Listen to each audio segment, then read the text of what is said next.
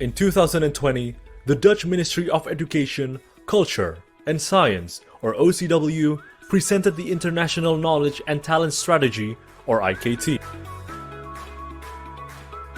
This was the beginning of a transition, which includes a new diplomatic network of education and science attachés at embassies worldwide, allowing for a more strategic international positioning of the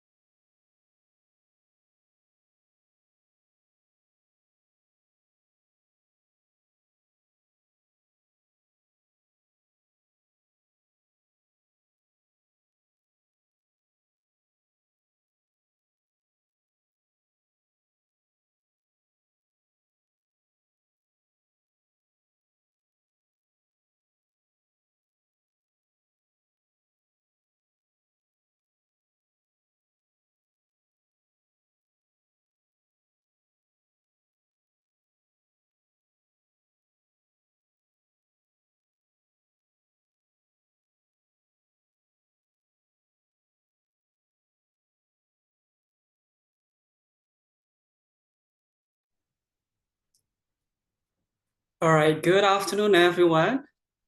So thank you so much for making your time to attend the dialogue today. All right, good afternoon from Indonesia and as well as good morning from the Netherlands. Maybe can I hear something from the audiences? Okay, I see Hi, Shion. hands. Hello. Hello, thank you so much for making a time for attending our session today. So this is basically collaboration dialogue 2 between Indonesia and the Netherlands institution for the NL Knowledge House collaborations.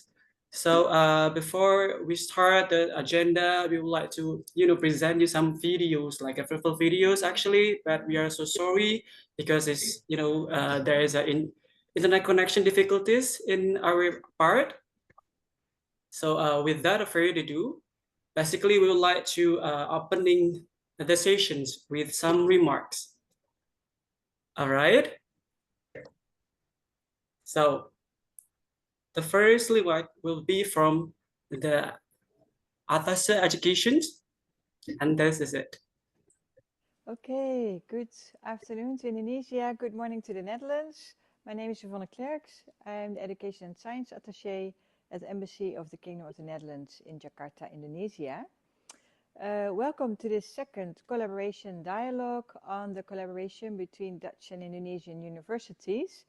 The collaboration between Dutch and Indonesian university has a long history, a very successful history, and I'm really happy that we're organizing these collaboration dialogues done by the NL Knowledge House to further develop this collaboration between our university. The first collaboration dialogue we held on the 5th of August, some Indonesian universities shared their insights in the collaboration they had with Dutch universities, and they also gave advice to Indonesian universities about this. It was a very fruitful and insightful discussion, and I'm really happy that today we can do the second collaboration dialogue. And I'm also really grateful that we have two Dutch universities present today. That's University of Twente and University of Groningen, who will also share their experience with collaboration internationally and with Indonesia. So I'm really confident that also this second collaboration dialogue will give fruitful discussions and also give you insights that hopefully help also building upon the collaboration between Dutch and Indonesian universities. So I really want to wish you a very, very fruitful discussion. Hope it will lead to many new interesting collaborations and discussions you can have. Hopefully I will see many of you in the Netherlands at the end of this month during the Winter Week and also maybe the matchmaking session in the Netherlands. Otherwise, I hope to see many of you online during the Winter Week and otherwise maybe in another engagement here in Indonesia. Thank you so much and have a great session. Thank you. All right, thank you so much for Yvonne, our education atas in the Dutch Embassy in Indonesia and ASEAN. So basically, we are so glad to welcome the chair of the NL Knowledge House from the both parts for Indonesia and as well as Dutch. We do have Bu Effie Eliana in here, as well as the representative from the University of Erasmus Rotterdam. So for the next opening remark, we would like to give the stage and time for you all, for you both. Who wants to start first? We would like to comment and for greeting the audiences for today. Ibu, if you go first. No, All right. I'll go first. You should introduce yourself. This is your first NL Knowledge House event. Okay, Okay, terima so kasih. nice to hear that. So thank you so much, Bu Effie. Give you the time, and please, it's yours. Terima kasih. Selamat sore, selamat siang untuk kalian. Saya bersyukur kalian untuk bisa berjumpa dan teman-teman dari dulu dan juga teman baru untuk semoga kerjasama tahun-tahun depan. But let's do this in English, which is much easier, at least for me. So it's really great to see you all and to meet some old friends and also some new friends, and seeing how we can cooperate in the future. I was indeed just recently starting as the co-chair on the Dutch part for the NL Knowledge House, but Indonesia is not completely new to me. I've been there quite often. My private partner is even from Indonesia, so yes, I have a warm connection to the country and to many of our also our academic partners there. I think we are presently living in a challenging time on both sides, actually, because there are quite some differences on the political plane. With a new government starting in Indonesia quite soon, and also in the Netherlands just recently. And I've been in politics myself for 12 years. I know a little bit how politicians can, let's say, can change policies based on all kinds of reasons, but not necessarily the reasons that we as academics would also feel are the most useful and the most needed for the times ahead. And I think these changes also have to do with the shifting geopolitical relations. The traditional relation between North and South has already changed dramatically. It's wonderful to see how countries like Indonesia and quite actually many others have developed in such a way that there is no space anymore for, let's say, traditional northern or western feelings of superiority. We are really moving towards an increasingly have come to the place of working with equal and mutual relationships, and I think that is wonderful. That's where learning really starts.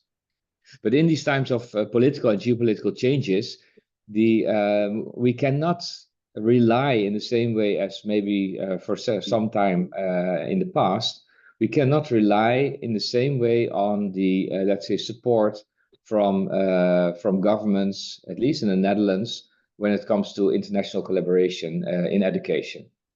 And I think that is one of the, in a sense, you could say, a blessing in disguise that already in a few years ago, when we saw that some of this was already changing at NUFIC and NISO, where we did have to reinvent ourselves in new ways of collaboration, where I think NL Knowledge House is, at least from the Dutch perspective, is a pilot, is spearheading a development where knowledge institutions themselves also take the lead in working together and in making that possible. I'm very grateful for the support from NUFIC that is still there, of course. We're very grateful for the support of the embassies. We know the Indonesian embassy in the Netherlands plays an important role also for us, but also the Dutch embassy in Jakarta. We really look forward to finding ways of really steering as academic and as knowledge institutions ourselves in taking the lead of bringing the collaboration further. And that is a broad collaboration. It includes vocational training, it includes academic training, higher education, and so on. We really have to do this together and find ways of becoming as fruitful as we can. And I'm really eager and honored actually to contribute to that process in my present role as co-chair.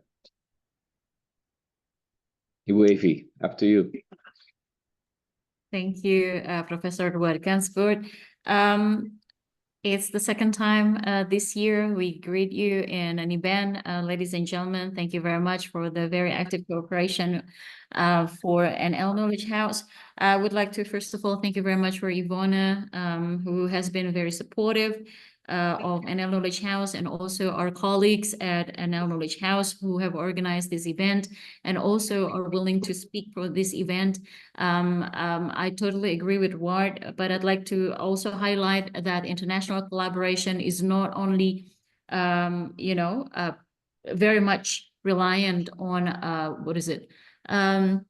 affected by policy, policy changes, but also cultural differences. So this is where we are, trying to look for middle ground in the international collaborations between our two countries, Indonesia and the Netherlands, for the sake of, for the sake of development of knowledge itself, and also, connection between people to people. I won't say much. I would like to also listen more to the experience and also way forward that will be brought up by our colleagues from the Netherlands.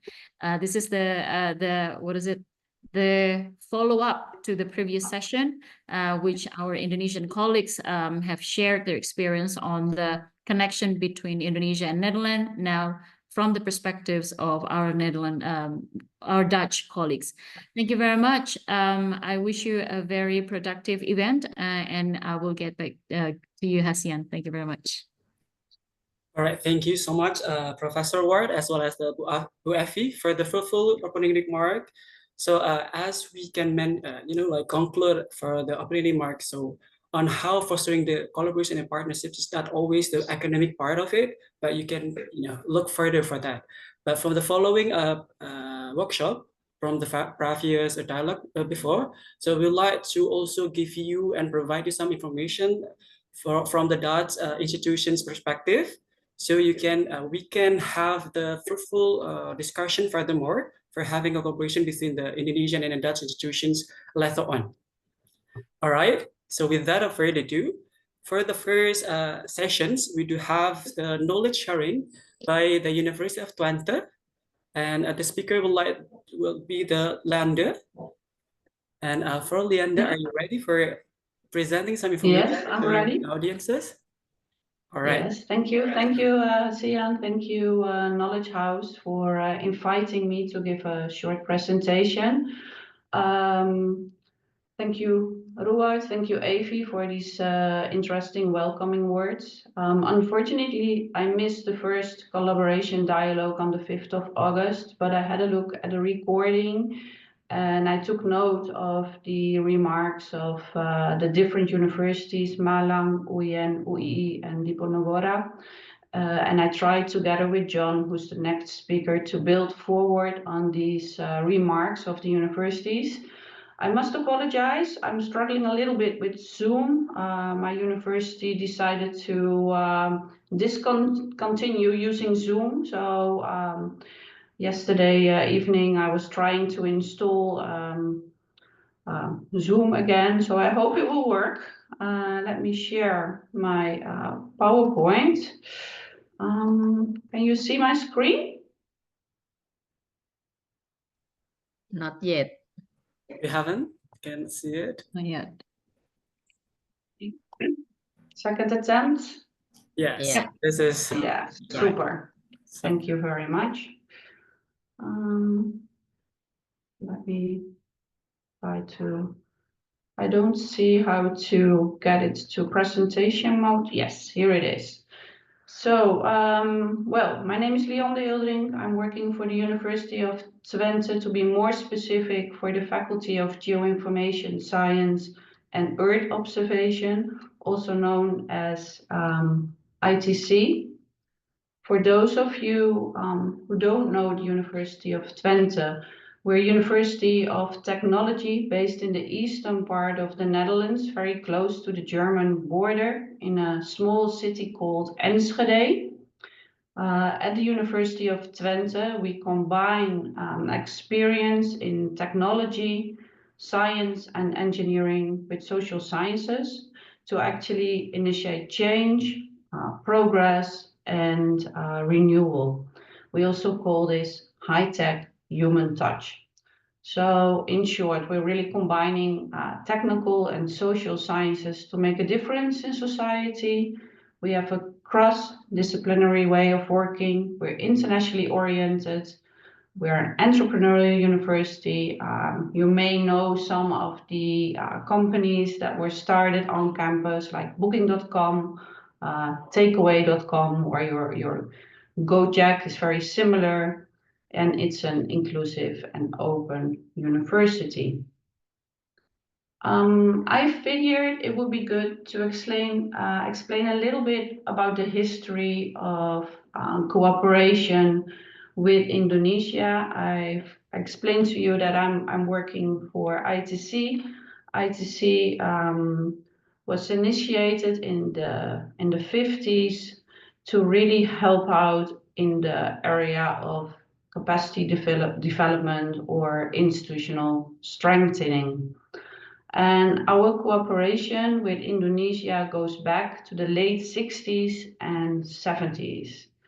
So I spoke to several colleagues and they told me that we helped with the establishment of the Faculty of Geography at UGM, the University of Gadjah Mada in Yogyakarta.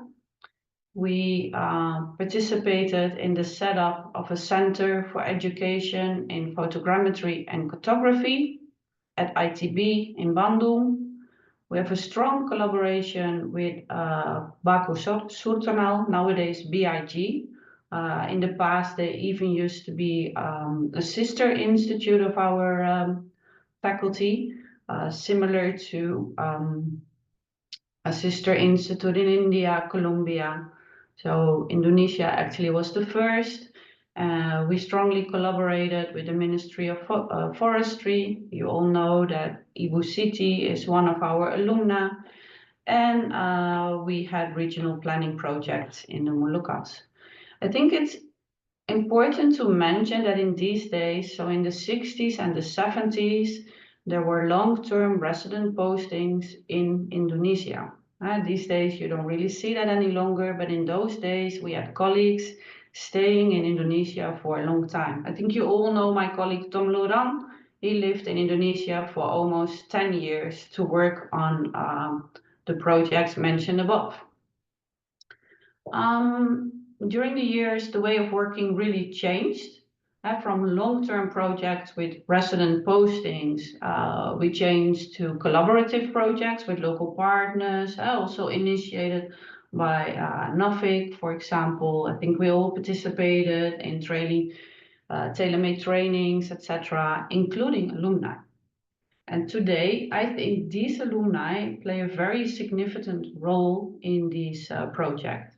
And this goes hand in hand, as also explained by Ruard just now, with funding from the Netherlands government in those days to also funding from Indonesia, more and more these days. I give some examples in my slide, LPDP, BRIN, etc. So these slides, the next 3 slides I got from a colleague, Professor manoeuvre. So he really tried to visualize how cooperation changed. So the 3 partners I just mentioned, BIG, the Ministry of Environment, and UGM. And you can see that in the 80s and the 90s, there were a lot of projects, and slowly this changed. And we're still strongly connected to BIG, the Ministry of Forestry, and UGM, but it changed. But next week, for example, UGM will visit us again, so a former PhD student. He will visit us, and we try to again connect and see what we can do in the near future. This slide is a map of alumni, where they are based. So you can see that they're all over Indonesia, but mainly on Java Island. This is only for the Faculty of Geoinformation Science. The University of Twente has over 1,800 alumni.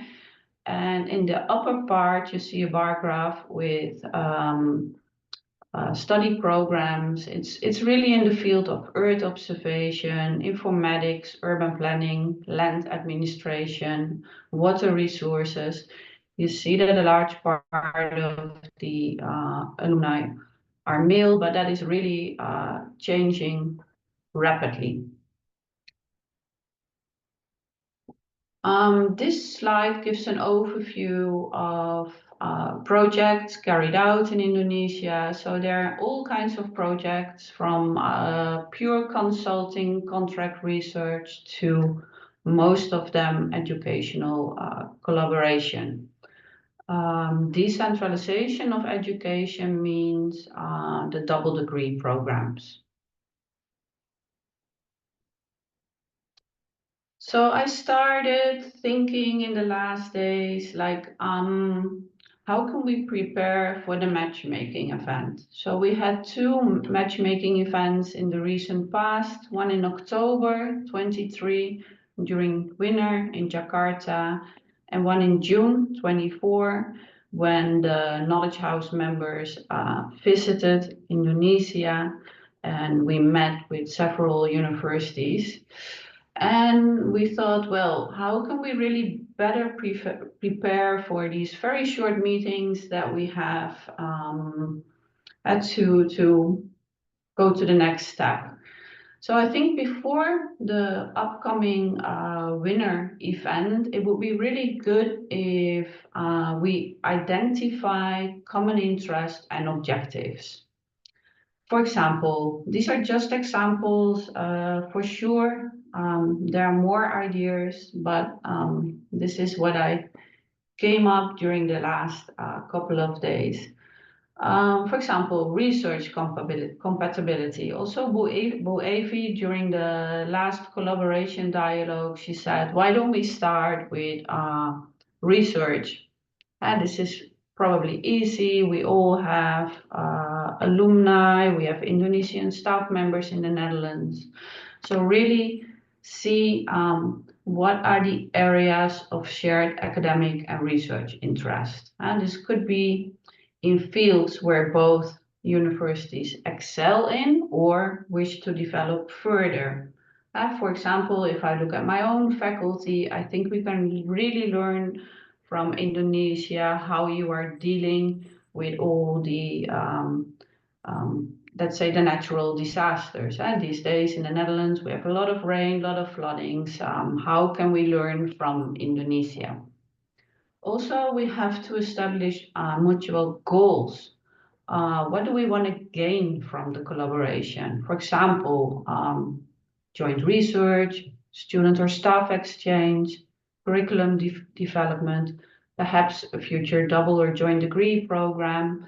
So keep in mind a win-win situation for both the Netherlands and Indonesia, and also how can we make impact? So longer term impact. What do we want to achieve in the future? So not only now, but also in the future.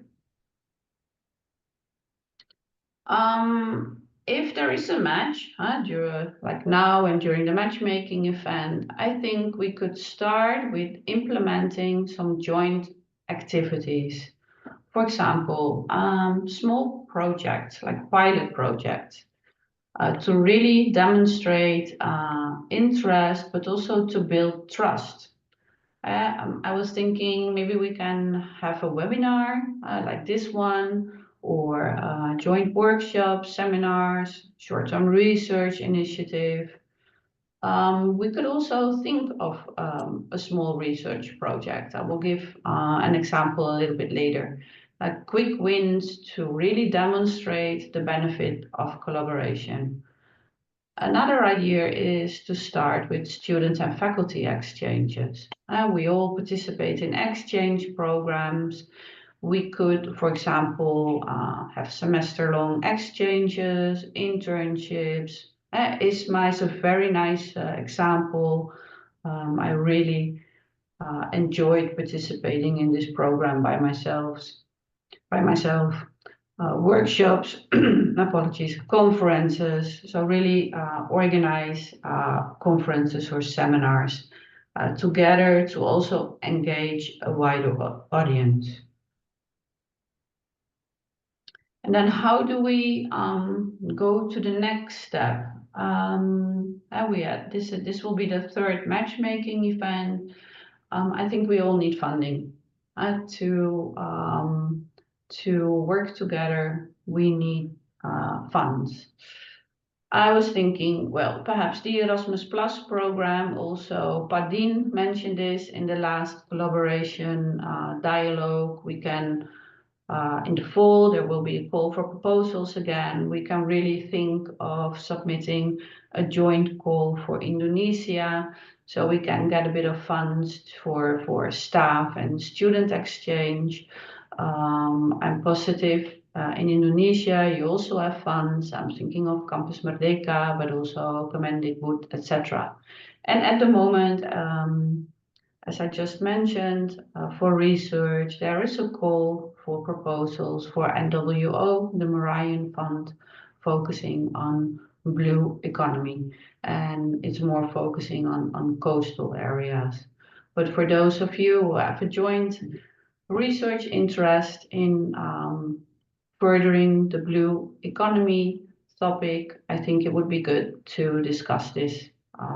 The sooner the better, because the calls are always super short. I also think we really have to evaluate and expand the collaboration by periodically evaluating the outcomes. It should be beneficial for all of us and also meeting its objectives. And then last but not least, please feel free to request the Knowledge House and also the embassy for support. So the Knowledge House, our colleagues in NAVIC, Southeast Asia, but also Yvonne, they are there to support us all. And then one more remark. During the last matchmaking event, many of you started discussion by saying, shall we sign an MOU? Shall we sign a memorandum of understanding? And also, let's start a double or joint degree program. This is a bit of a challenge for Dutch universities, to be very frank with you. Dutch universities, they often prefer to undertake an MOU only when it's tied to a real and a concrete activity. This is to ensure that partnerships are practical, resource efficient, and aligned with commitment to real outcomes, accountability, and the long-term strategic goals and impact. So before signing an MOU in the Netherlands, we prefer to really cooperate, and we first need the trust and the mutual understanding. I think this is really a difference between the Netherlands and Indonesia. And as also explained last year in November, when we were all together in the Indonesian embassy in Den Haag, in The Hague, double or joint degree programs. This is really a lengthy process. It will take, on average, approximately 24 months to really organize. We think such in my university, such program must first of all be evident of academic quality from both sides. It should be sustainable, both in design and in content. We need to have a clear purpose and value for both partners. It should also be in accordance with rules and regulations in both countries and universities. For example, in the Netherlands, there's a regulation that students should be in the Netherlands for at least 25% of the curriculum, which is, quite a strict rule. We have to select and admit students in accordance with the selection admission criteria of both universities. I think of English, certain level of mathematics, for example. It should be possible to really align the curricula. And also super important, it has to be financially beneficial or neutral. So funding is an important factor. So it's not that we don't want to start double or joint degree programs, but I just want to highlight that it's not an easy procedure. It will take time. So I don't think personally that it's the first thing we should start with. This is it from my side. Thank you very much. I'll now give the screen back to Hasean, so John can take over. All right, so thank you so much, Leander, for the full information. So we kind of know like how we can foster and start off the collaboration between the two institutions, right? Or the Indonesian and the Dutch institutions from the part of the geographic perspective, for instance, right? But first of all, thank you so much for that. And for the next sessions, we do have also the representative from another university, from the University of Groningen. Yeah, the next is John Falve as the International Policy Advisor. So the time and place is yours. Thanks very much. Good morning from Groningen, and selamat siang to everybody joining us from Indonesia. My name is John Falvey. I'm the International Policy Advisor for Indonesia. I recently took over from my colleague Tim, who was in the role for a very long time. So some of you may have known Tim over the years. I have a presentation here. Some of it will probably repeat a few of the things that were just in Leander's presentation, but and hopefully some of it will be new and informative. But I approached it really by trying to think of having visited or having been to a couple of matchmaking sessions myself, trying to find where we can make new connections, thinking really how we can make better use of these meetings and what we can do to make sure that we get the most out of them possible. So thinking about questions like where do we begin in setting up collaborations? What kind of thing makes it successful? Where do we start? What comes first? What comes later? How can we ensure that a collaboration that we're setting up is going to be sustainable, that it's not just going to be one initial thing and then kind of fizzle away? What would we need from an Indonesian university? So what are we expecting going into these meetings? And how do we bridge the gap? So the many differences which Leander was already addressing, how do we kind of overcome those? So I have a quick introduction to our university just to let you know a little bit about us, but then I want to go focus really on a few specific things. So firstly, on what has made our collaborations work and what we think is successful in a collaboration. And then to really look at matchmaking, particularly both how to kind of prepare going into it, what to consider doing during the meeting, and then how to follow up after a matchmaking session. And then one of my main messages, I guess, which runs through the whole presentation is really alumni and how we can facilitate further collaboration by really championing the alumni. That's something that we've found has worked, and I wanted to go into that in a bit more detail. Just to give you a quick introduction to our university, this is a really old map of the city of Groningen from about 35 years after the university was founded. So I can't really point it to you on the screen, but the university was there. It's founded on the site of a monastery. With this year celebrating our 410th year anniversary. And just to give you a quick kind of the main headlines, really, we're up in the north of the country. You can see on the map there, with the only research university in the northern region. It takes about 2 hours to get to our city from Amsterdam. One of the bigger universities in the Netherlands. So we have around 38,000 students at the moment, and around 28% come from outside of the Netherlands. We have every year around 150 new Indonesian students. So at any given moment, we have 300 or 400 students from Indonesia. In terms of the courses that we teach more than 180 courses in English. So we have a really broad range across 11 different faculties, subjects being taught in English.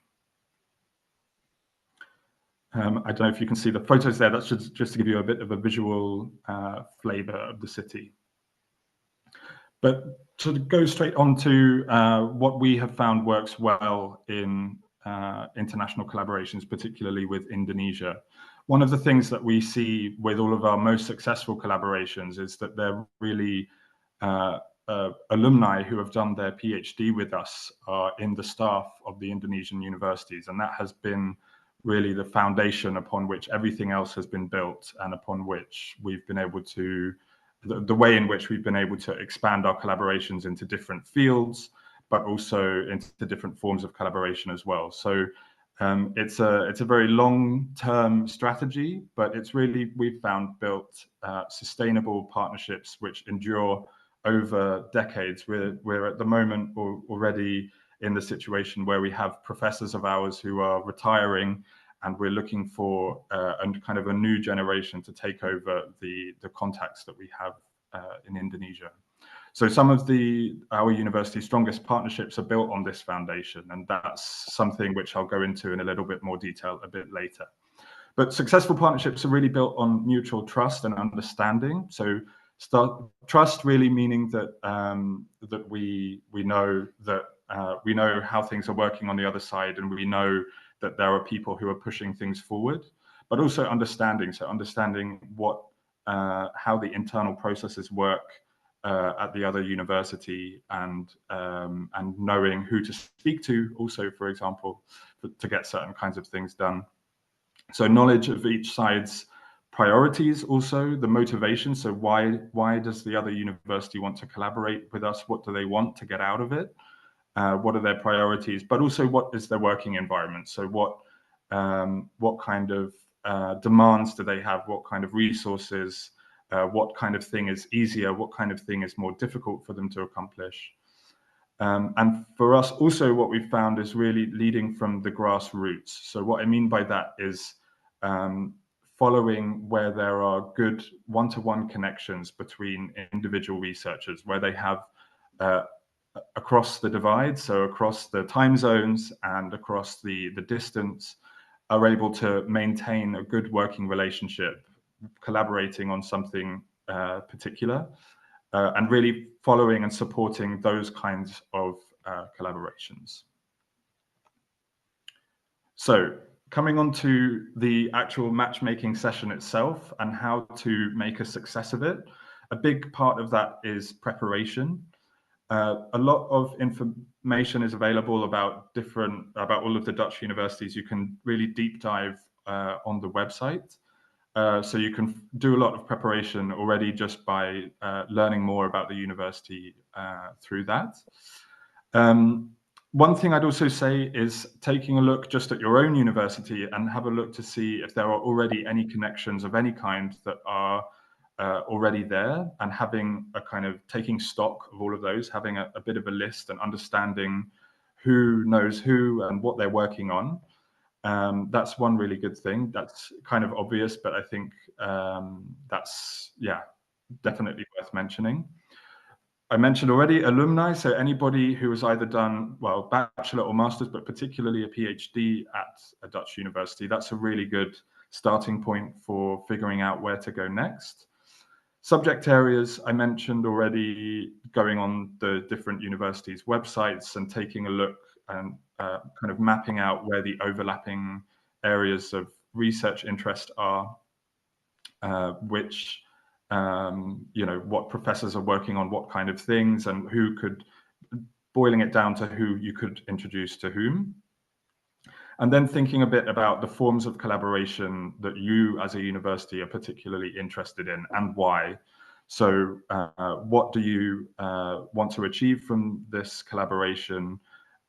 What kind of thing would you find easy to set up? What kind of thing would be more difficult for you to set up?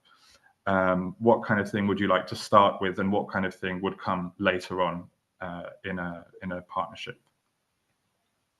So during the meeting, obviously you talk and you compare notes on the preparation that you've done. So finding out firstly what the priorities are for the Dutch university, what their particular areas of interest are, perhaps particular forms of collaboration that they would like to prioritize. And then you can already perhaps start to create a roadmap. So what's a reasonable time frame to start with certain kinds of things?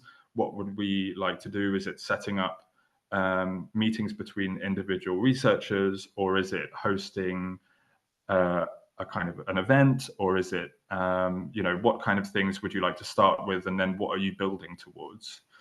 And remembering particularly that starting off small and focusing on making something small work well is often a more sustainable approach in the longer term. After the collaboration, after the matchmaking meeting, what can you do then? So I think the most important thing, Leander already mentioned the MOU. And I think a good way to think about what to do afterwards is what can you already do without signing an MOU. So already getting people talking to one another, that's fine. That's a good way to start out with following up on a meeting like this. Thinking about who has ownership. So firstly, what you can do and what the partner can do to try and make things work. But also how can we engage researchers at both universities to be really interested in investing their time and energy into the partnership. Continuing the conversation, so making sure that things are keeping going, thinking about different forms that could take. It could just be an email contact, but it could be online meetings, it could be various other kinds of meetings. Signing an MOU will come into it, of course, but much later. I think it's really important to see what would come out of the collaboration and to know what kind of thing we're really talking about. Once it's on the table, then an MOU can be signed, of course. So I mentioned alumni and the firm foundation that we have built over the years in our collaborations in Indonesia.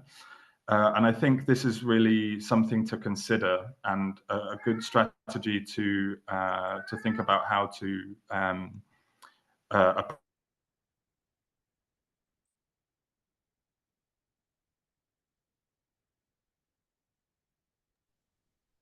All right, so maybe Mr. John has an internet connection difficulty or technical issue for a moment.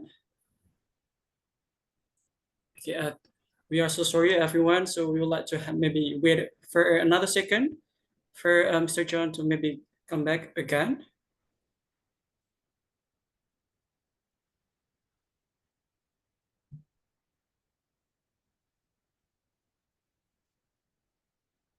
All right, so while waiting, so actually I also listened for the fruitful informations, because previously I also have the experiences with the collaboration between two institutions. Based on the Indonesian perspective, signing an MOU is kind of necessary, first of all, because during some joint double degree programs, like a degree programs, but we indeed need the MOU, but as well as other collaboration, for instance, like short mobility programming, like a joint research programming. We don't really have to have the MOU first. At least we do have the collaborations for having an MOU afterward. So as mentioned by Landa and also Mr. John, so basically, you might wondering, some questions that you'd like to raise to the experts. And also, we would like to greet the other members of ML Knowledge House. So basically, you are also welcome here.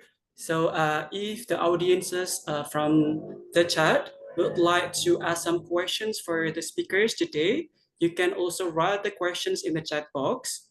And also we would like to hear some words from you. If you can, you'd like to raise some questions, you can raise your hand and then open your mic and then you can raise your questions.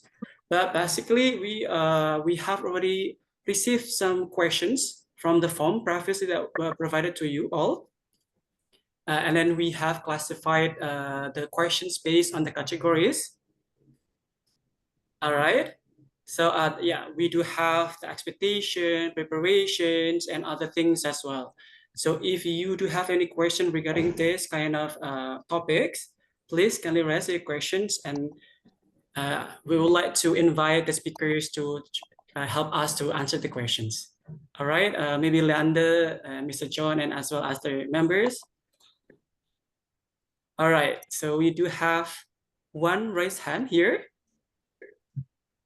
Yeah, this is the categories. We do have the expectation, preparation, where to look, the funding, the challenges and sustainabilities, as well as the others. So based on those categories actually has been explained by Landa and Mr. John. So if you do have any further questions regarding these issues, please kindly ask your questions because this is right time. Okay, so maybe I would like provide the time for the people who has raised the hand. Firstly, we do have Ibu Megawanti.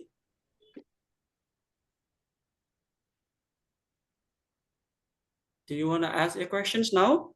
Yes, thank you for the opportunity. Sorry, I'm not in a good way to show my camera.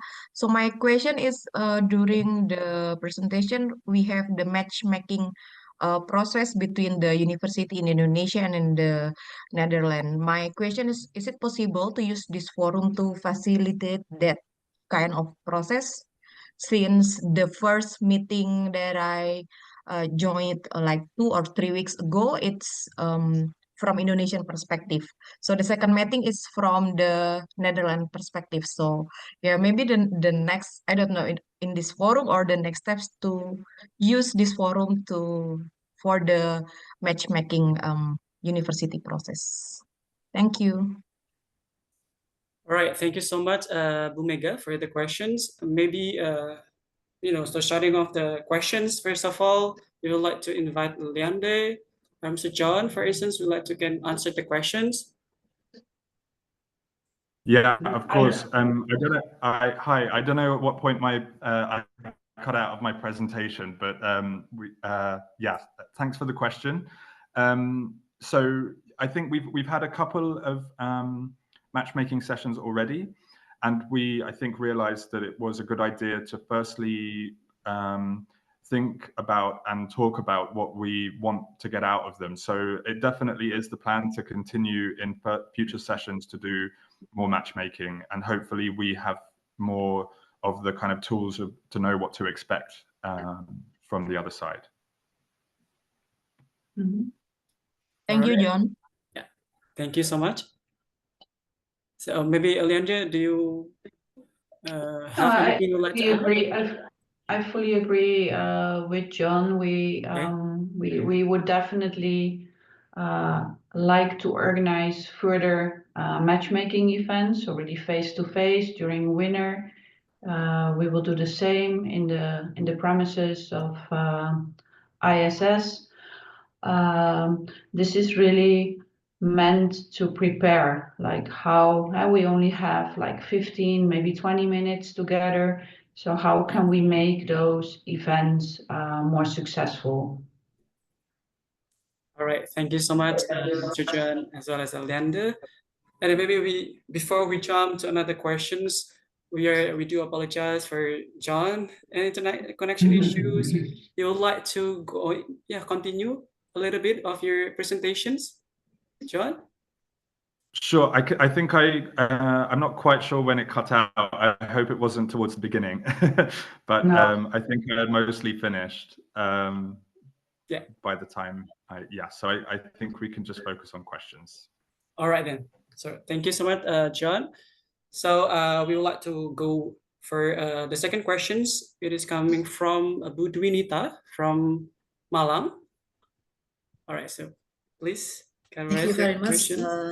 Good afternoon. My name is Dwinita Aryani from STIE Malang Suara from Malang, Indonesia. Thank you for this event.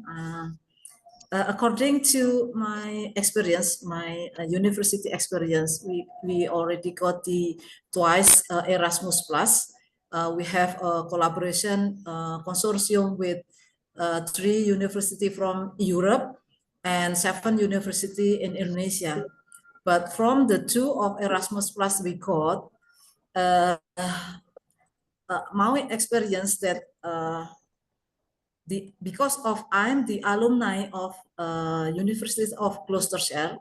Gloucestershire University is the leaders of this project. So that's why they invite us to be the part of this project. And then we, as the Mahasiswara, doesn't have any ability to be the leader. So the leader must be from the foreign university. But unfortunately, because of the Brexit, so the university in the United Kingdom are not allowed to be the leader of Erasmus. So that's why only the Europe can be the leaders of the project.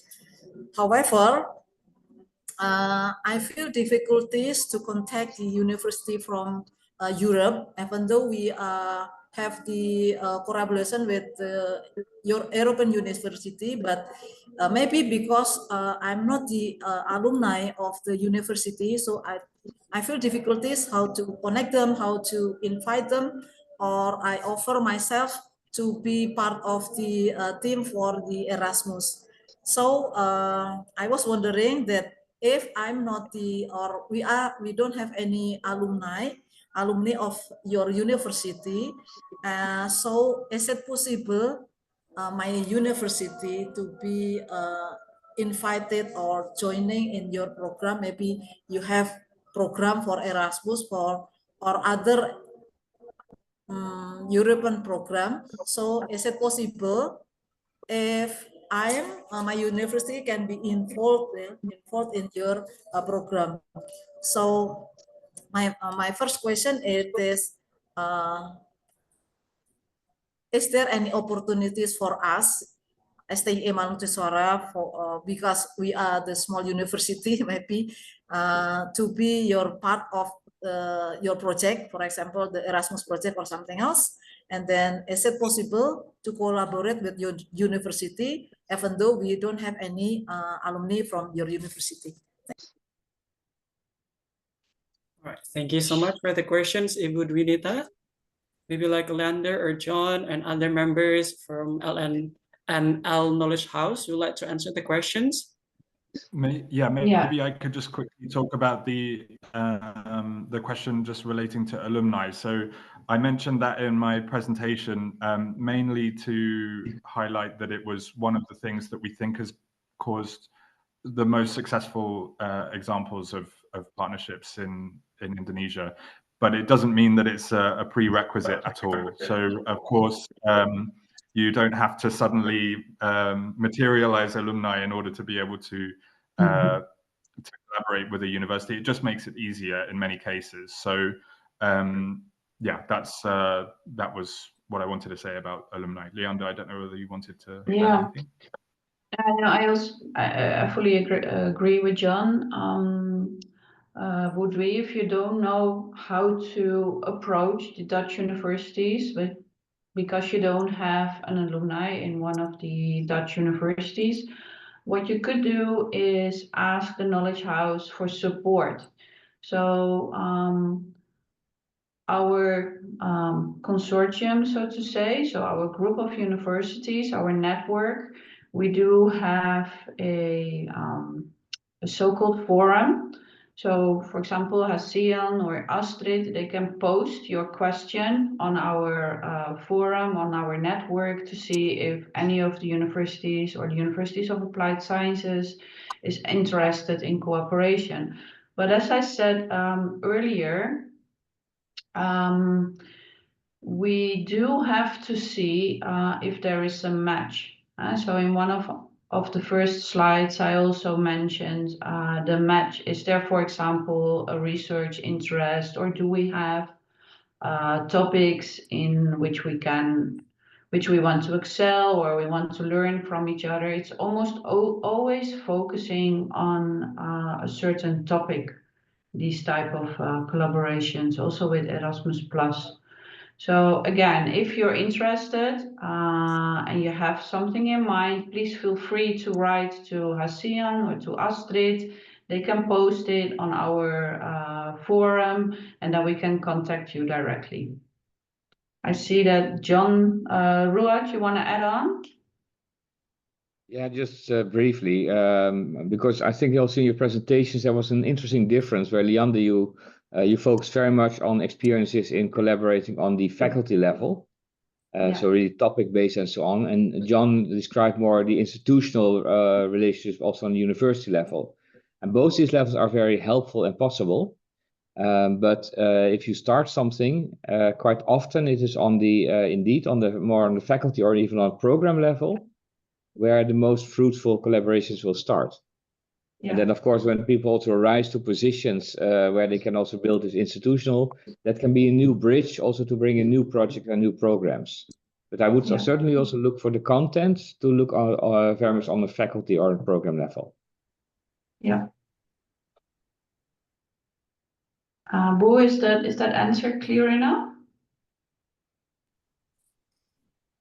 Yes, thank you. I hope we can be invited, because at the moment there is an opportunity for the good grants, the share for higher education with the topic is blue economics. I think it is relates with us. Mm-hmm. It's the NWO call you're mentioning. And this week I got the news about the grant. The grant is about the blue economy. I think all of us, maybe part of us, can be proposed for this grant, and I'm very open if you can invite us for joining this project. Thank you very much. Yeah. Thank you so much. Thank you. Hasian, can you perhaps help Boudwi to post this on our forum called Basecamp? Yeah. To immediately tell all of you, my university, we're not going to submit a call for the NWO Blue Economy call for proposals, but perhaps John's university is, or any of the other participants. I see Vrije Universiteit, Maastricht. There are lots of colleagues from the Netherlands in this meeting today. I don't want to disappoint you up front, but we are not going to submit a proposal. All right. Hopefully one of the other participants is. Yeah. Thank you so much for the information, Leander. So thank you so much for the question, Budwinita.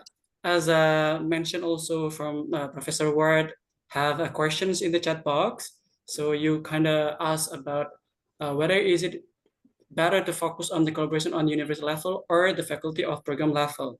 So maybe like for other members and other institutions from Indonesia, you want to talk and discuss more about this, because I do believe that each universities, each institutions, they do have their own target and focus for doing the collaboration within the international level.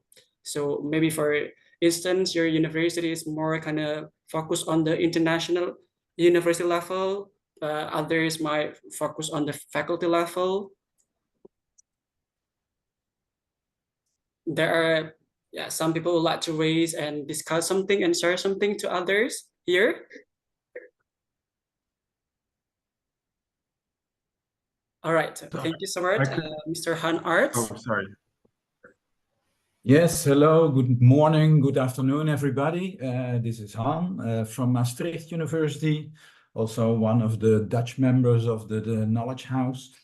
Yeah, just to react on this, I've always been working on central level. So basically, I'm a policy advisor to my executive board.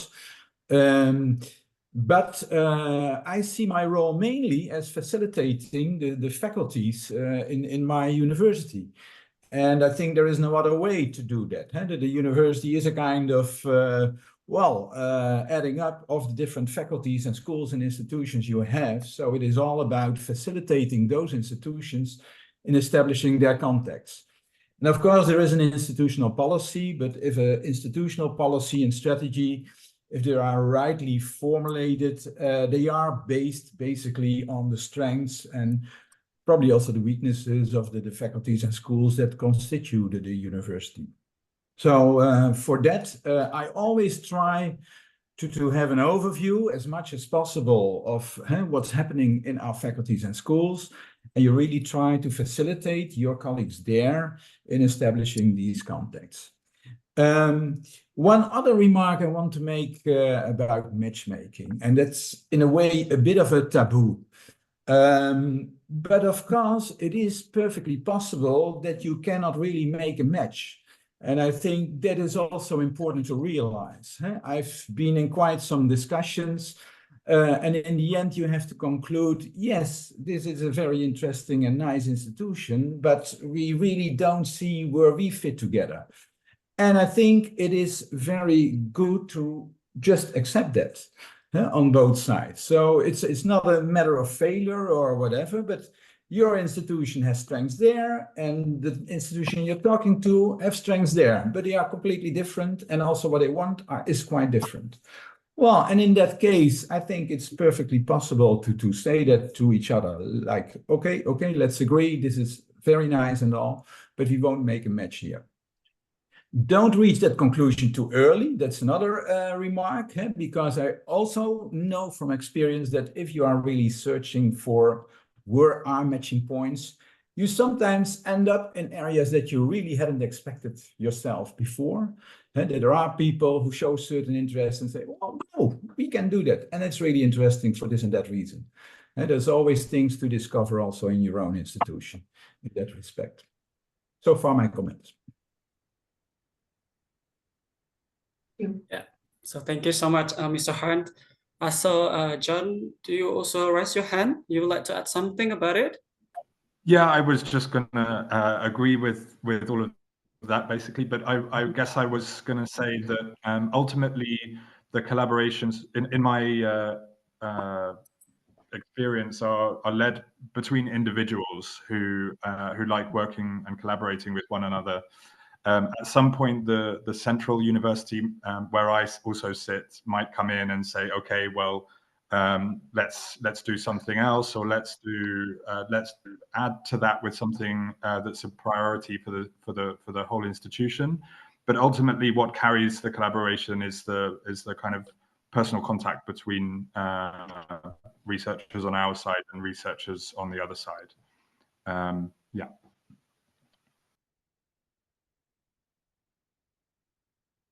Yeah, thank you so much for the insight. So basically, it depends on the experiences, it depends on the targets and also the purpose, right? So we also saw Wendelin. Maybe you like to add something about these discussions? No? All right then. So yeah. So thank you so much, Mr. Hunt. Well, Yeah. it was very interesting to hear the experience from my two colleagues, of course. I recognize a lot. So that's both from, we work from different levels here within the VU. Unfortunately, I have to leave. I'm in full preparation for lectures coming Monday. So I have a super busy schedule with students coming, also including some Indonesian students. Who will be joining my course. So yeah, I hope I cannot add at this moment a lot to the experiences because a lot of this has been said already.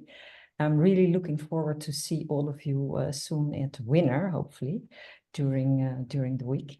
And hope for more fruitful collaborations. And it's great to know that, of course, the Knowledge House and Yvonne also, and also here at the embassy in The Hague from Indonesia, can be of help to set up collaborations if we don't have the alumni at hand, let's say. So yeah, okay, but thanks a lot, and I hope to see all of you soon.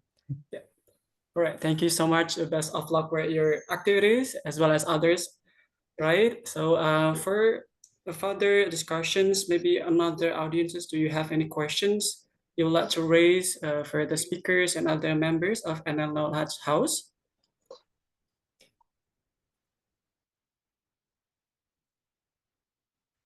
All right, so maybe you are still having some wonders. How could you start off the collaboration between the Indonesian and Dutch institutions, right? But this is the right time for you all for asking the questions and then start off how you can start off for having a discussion, for having the collaborations. Because for the collaboration dialogue, it means that we have only discussed about the informations, but for the, like the active actions, it would be for furthermore. Okay, I saw one hand raised by Bu Mutia Delina. All right, for that time, it's yours. Yes, I'm Mutia from Universitas Negeri Jakarta. How do you do? And I was graduate from Groningen University actually in 2014. So I'm alumni. I'm interested to have a collaboration to invite some visiting scholar lecturer to come to our university. Would you like to give us advice how to find a matching fund to conduct this program? Thank you. All right, thank you so much, Bu Mutia. Maybe Leander and John or other would like to answer the questions. Yeah, Bu Mutia, if you would like to revisit the University of Groningen in the Netherlands, I suggest you talk to John after this meeting. Perhaps in the fall of this year, you can submit an Erasmus Plus proposal together. Okay, Yeah, thank you. I would echo that. Let's be in touch. Yeah. Yeah. All right, thank you so much for Bu Mutia for the questions, as well as Leander and John. All right, for other audience, do you have any questions? Are you still wondering? Because as you know, as a listener too, I also grabbed some information from the presentation from Leander as well as John. So basically, for fostering the collaborations, we should start off first for having activities together and discuss it. And after that, if you would like to have more further activities as a degree program, so we can start, we can continue on with the MOU signing and other things, right? But do you see? I do believe that you're also kind of aware of this kind of issues. Are you okay with the challenges, for instance, from the institutions for having a collaboration with the Dutch institutions, as well the funding, for instance, the system, the collaborations method, for instance? Do you have any questions about it?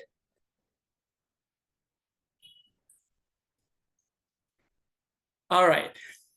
Maybe we can say that Bu Mutia is on the way to, and others maybe have another things to do. We would like to have like a closer for the questions. Yeah, we would like to have questions that we have compiled from the form on the topic of sustainability. Okay, can you see our screen, everyone?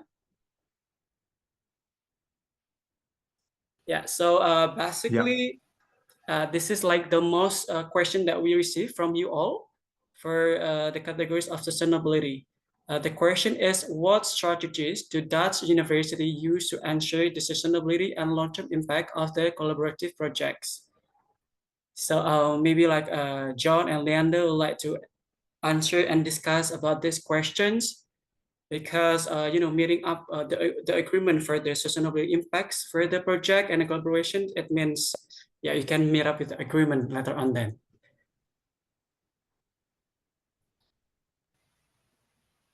Yeah, thank you, Elsie. And I think this is a super challenging question. I would love my Dutch colleagues to add on. First of all, yeah, the first thing that of course comes to mind is funding, but I don't think that's the correct answer to the question. We definitely do need funding to sustain collaboration. But what I was thinking of, hopefully within the Knowledge House, so by collaborating strongly between the Netherlands and Indonesian knowledge institutes, we can contribute to policy. So I think if we can achieve this in the longer term, we can sustain our collaboration. So we should actively talk to our ministries, both in the Netherlands and in Indonesia, how we can continue our strong collaboration and how we can really get this a step further. How to do this exactly? Yeah, I don't know. I think this is something we really have to brainstorm about within the Knowledge House, and definitely with the support of all of you present. But yeah, perhaps some of you who are here, I see Roert, I see Wieke, Han, if you're still here. I don't know if Sikko is here. Maybe you have some other ideas on really how to further this, so to say. Thank you so much, Liante. Yeah, maybe Professor Ward, you would like to add something? Yeah, thank you. I always love it when Liande talks money, because I do think that's because I really do think that is a crucial thing. But I think what we all try to do, and that's complicated enough, is to, on the one hand, indeed see, okay, so where is the money? Or put it a bit broader, where's the energy? Because sometimes the energy does not come from money per se, but from the drive of individual researchers, as also John and others were saying, and Han also. But you do need that kind of energy, and at the same time, if you only focus on that energy, that's coming and going, because governments may have different policies suddenly. There may be different topics for which you can get money. You get new researchers who have different interests. So I think our challenge also, if we look at it strategically, is to see, okay, so we do need some kind of a long-term understanding of what kind of collaboration we want. And there have to be some long-term topics. And I think, for example, sustainability is one that's going to stay there for a long time. Maybe also if things like educational quality improvement or social inequalities. There are a few of these topics that are probably long-term strategically relevant, and you have to make them concrete on a short-term base on looking, okay, so where's money, where's people who want to do this, and so on. If you only focus on the people or the money that's there presently, you cannot build a long-term strategy. So you do need to balance those two dimensions.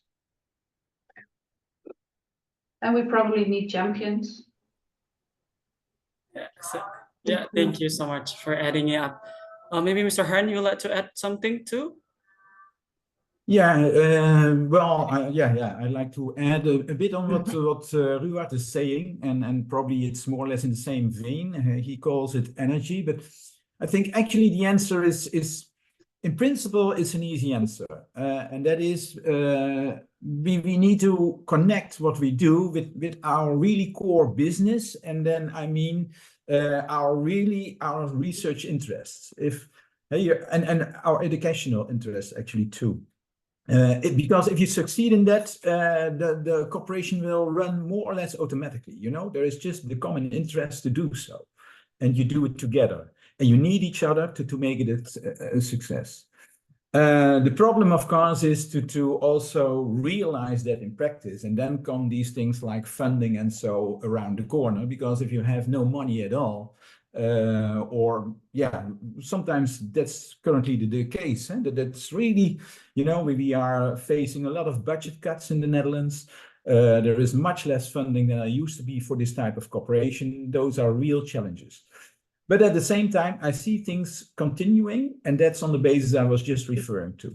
We think it's very important to internationalize our classroom and to have certain groups of students from anywhere in the world, of course, including Indonesia. And that's why we want to secure that. So we are even putting a little bit of our own money to make that possible. We work with ISMA, for instance, which is of great help to realize those things.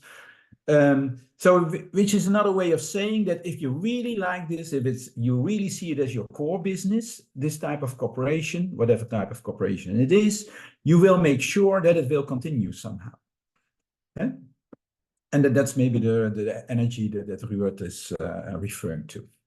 Thank you. Yeah. So thank you so much for Mr. Hearn, Leander, and Ward. Maybe John, you would like to add something about this?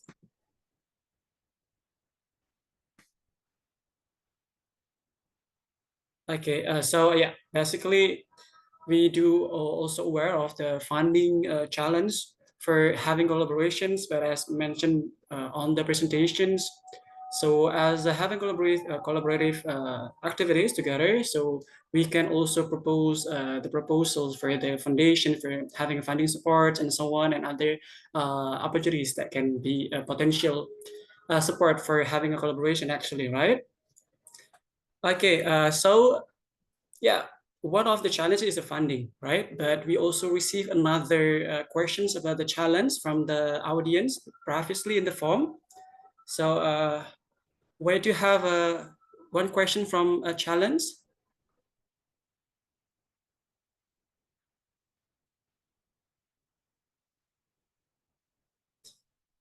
Yeah, so this is like the most question that we receive from the form. Basically, is what are the common challenges faced in the international collaborations and how they can be mitigated? Besides the funding, for instance, and having sort of the conversations and correspondencing with the international inter-university, but maybe do you have any ideas what kind of other challenges that can be faced for having international collaboration with this within the activities? Maybe Leander, Mr. Ward, Mr. Harens, and John would like to ask, provide some information about this.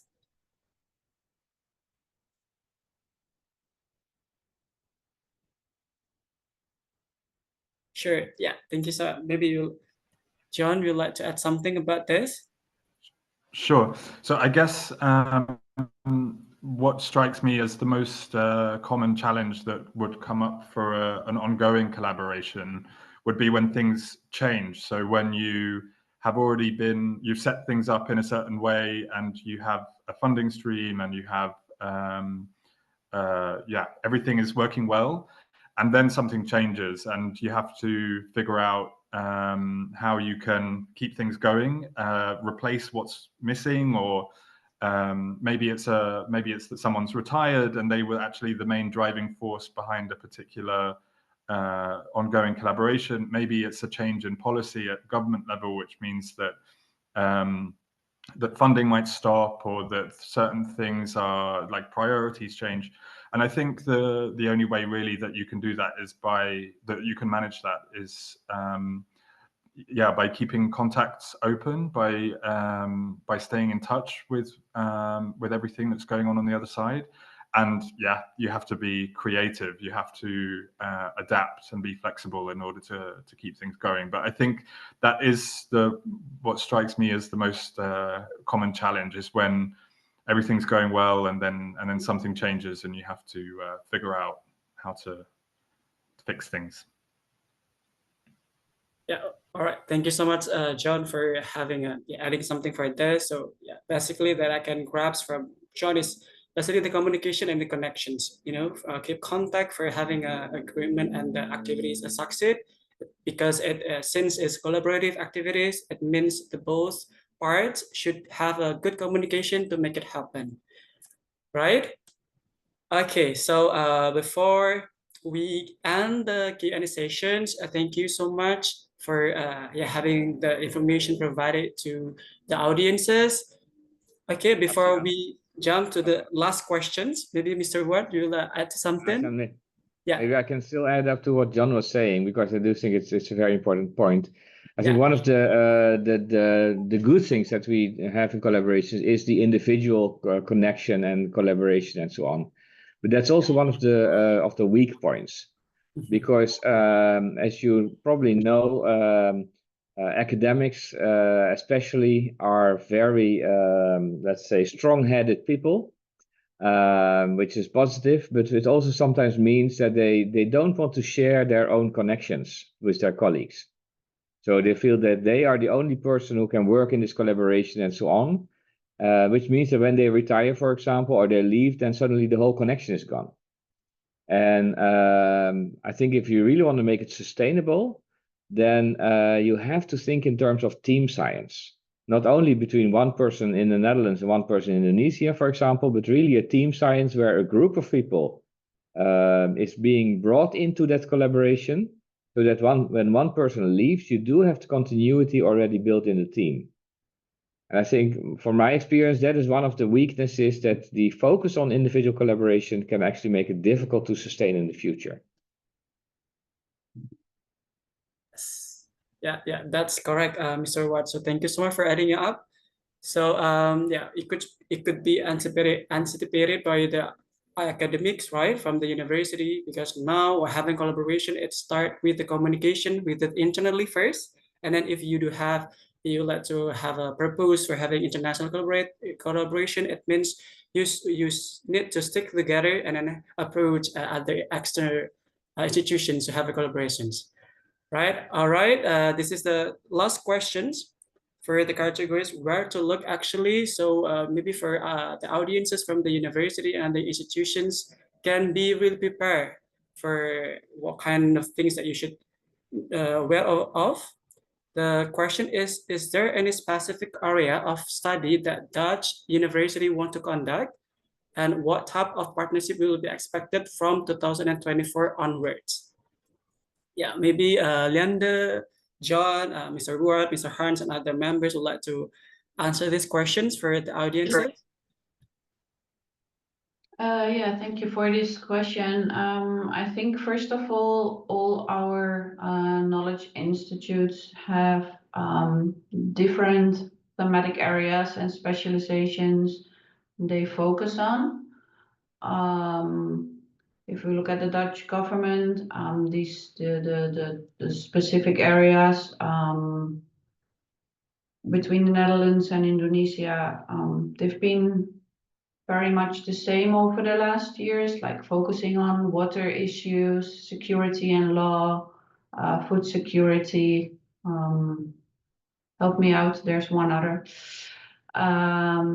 Yeah, so again, I think it very much depends on what we want to get out of the collaboration. And I think if we, again, focus on thematic areas, this is different for all the Dutch participants. Yeah. All right, thank you so much, Leander. Maybe others would like to add something?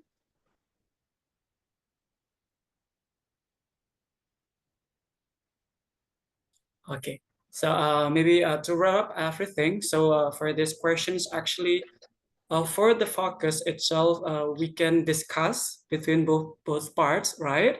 So having an agreement that for instance, each institution, they do have their own focus, their own target for having collaborations activities with other parts.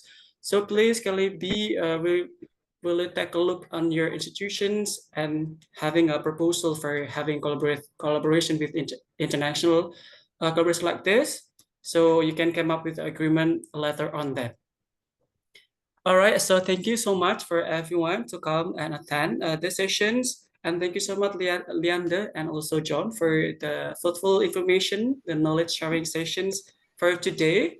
because after this, I do believe the institution from Indonesia would like to, have a discussion internally and then start off the discussion with the Dutch institution to having a international collaboration later on then. All right, so thank you so much. But last but not least, I would like to invite my colleague, Miss Astrid, to having a said a little bit of the NL Knowledge House, international consortium, so you can know like where to contact and other expectation from this. All right. Okay, for Miss Astrid, the time and place is yours. Yeah, thank you so much, Mas Hasian, and thank you so much, speakers, and also all the attendees who have really spare your times to actually come here and really learn more about how to collaborate with Dutch institutions. Most of you have definitely attended the first ones and have been patiently so to follow the second editions also. This is just an announcement because again the winner is the winner conference will be held from 24 until 26 September. Most of you here are invited for this collaborations dialogue because of your participations at the winner conference and also the matchmaking. So we hope you've learned a lot from here, and I will also be contacting the Indonesian attendees who is going for the matchmaking for a final briefing sessions before we actually matchmake offline or in person later in The Hague on 24 September. So in this briefing session, we'll just tell you what to expect, what to bring, and also the rundown and also your schedules and your partners for the event. But the information about this will be coming in the nearer date. And until then, once again, thank you so much for attending. We wish you have a pleasant day. And the recording of this collaborations dialogue will be uploaded on our YouTube channels and also on our website at www.nlkh.org.